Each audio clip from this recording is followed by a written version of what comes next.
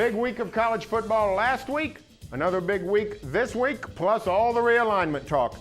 Plenty to talk about here on the Press Row, which is sponsored by Cox High-Speed Internet. I'm Barry Trammell, along with sports editor Mike Sherman, who's sitting in for Jenny Carlson. And boss, let's get right to it. Let's do our 5 for 5 segment. OU's dropped from number 1 in the AP poll. Deserved or not? Oh, heck no, not deserved. I mean, this isn't Dancing with the Stars. I mean, listen, the Sooners had a bad performance against Missouri. Bad by whose standards? I really thought OU played pretty well. I thought LSU has 3 impressive road victories, not enough to really overtake the Sooners in the poll, in my opinion. Well, I mean, I think you go by what people actually do than what you think they started from. I have no problem with LSU going to number 1. They've beaten Oregon on a neutral field. They've won at Mississippi State. They've won at West Virginia. I think Sooners have been impressive too, good resume, but I think LSU's resume is better. What's interesting is how people are sort of revising the Florida State win already.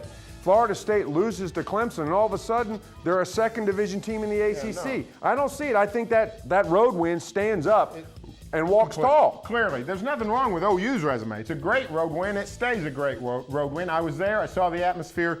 Sooners deserve every accolade for that. I just say LSU's done more. Let's go to the next question. More likely to win the Heisman, Landry Jones or Brandon Weeden? I think voters love stats, and I think Weeden's going to have the better stats. He's also not going to have some big deficit of big matchup games. I wish you just had a big one against A&M the other night or the other afternoon, Saturday afternoon. You were there in College Station. I think big games like that make Brandon Weeden a chance, and I'm not sure that Landry Jones is not going to throw 2 interceptions a game. Well, I think Landry Jones has the better chance because I think it's more likely that the Sooners keep winning. The Cowboys have those tough road games. I think we're more likely to go into Bedlam with OU being unbeaten. I think Landry Jones, for that reason, I'm not saying it's fair. I'm not saying it's the way you ought to go, but the quarterback on the national title contender is the Heisman frontrunner. I think Brandon Weeden, if he keeps winning, he's going to be pushing right to the top. That third quarter he had in College Station, Barry, I think that's sort of seared into people's minds. I also think that OSU is going to keep playing some pretty prominent games that they haven't done in the past. I actually think I'm the guy who sat here a year ago and said, hey, Landry Jones could win the Heisman. Not even close. But I like Weeden's chances this time better. Next question. A&M is gone. Is Missouri next, leaving the Big 12? Can I say I hope not? I don't think it's good for any of us who are in the business of telling the story of the Big 12 to see Missouri walk out the door. But if I was Missouri, I'd sure look to leave to the SEC. So I'm thinking maybe. I think Missouri's got to go if they get the invite, and why wouldn't the SEC invite Missouri? If the ACC door is closed, Missouri is clearly the best option for the SEC.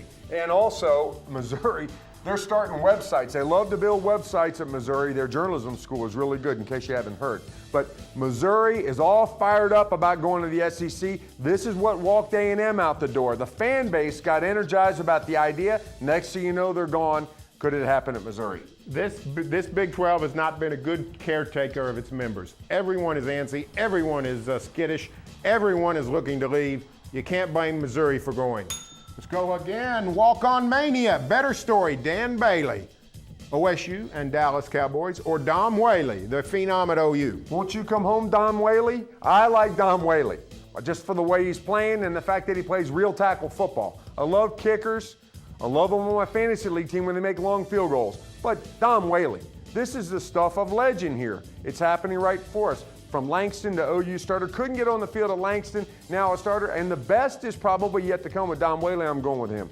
I think it's Dom Whaley for this reason. You don't see walk-on tailbacks, for crying out loud. You see walk-on kickers, you see walk-on receivers, you see walk-on DBs. You don't see walk-on tailbacks, and Dom Whaley has shoved himself into the foreground at OU. Here's what I want to know. Forget Dan Bailey. Why is Dom Whaley not a better tailback than Brennan Clay? When does Whaley start starting? I don't know, but I will say this about Dan Bailey. If he keeps accounting for all the Dallas Cowboy points, I may want to revise in a couple weeks. Well, if he keeps accounting for all the Dallas Cowboy points, the Cowboys are in for a miserable season. Let's go on. Does the Big 12 need 12 teams? I'm saying no. 16. Listen, playing catch-up is old. This league has been in catch-up mode now. We're going on 2 years. They need to get ahead and stay ahead. This is all going to Super Conference City, Barry. And 12. As soon as they get 12, they're going to need 16. Go now. Is that the way you did when you were a young man and dating girls? You couldn't find one good girl to date, so you go and date 3 bad ones? No. That's ridiculous. There's a shortage of good programs out there, so you're saying, let's just go get more. No, you don't want 16 teams, for crying out loud. It's going to take all they can to find 12 decent teams. Get to 12, get right what your name says, get your divisions, get a title game, get back on your feet, go with 12. Maybe I'm just setting the bar high, hoping that, and I'll lower it when they get to 12, but they need to start getting to adding some teams now. Every time, hey, you're talking sweet nothings in my ear when you start talking about Louisville and BYU. Get some ball clubs in here.